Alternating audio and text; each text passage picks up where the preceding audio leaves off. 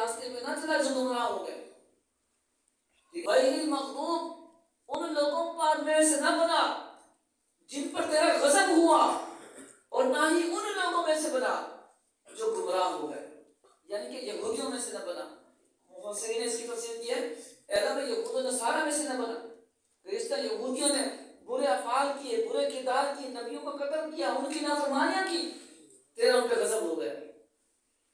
उन लोगों में से भी ना बना जो गुमराह हुए, जैसे कि सैयदना ईसा अलैहिस्सलाम को अल्लाह का बेटा कह दिया, हज़रत ईसा अलैहिस्सलाम को कत्ल करने दौड़ पड़े, हज़रत ईसा अलैहिस्सलाम की किताब को बदल दिया, फिर उन पर तेरा गज़ब हुआ।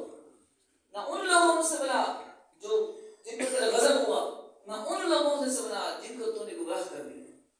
हाँ, जब अल्लाह ताला किससे नाराज होता है तो उसको गुमराह भी कर देता है। एक मिसाल दूंगा फिर उसके बाद बयान करते हैं।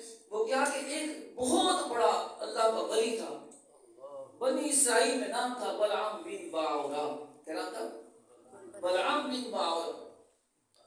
इतना बड़ा वली था, जमीन पर बैठकर आसमान पे देखता तो लोहे महफूज से तकदीरें पढ़ लिया करता। 70,000 दवातें उसके पास होती थी।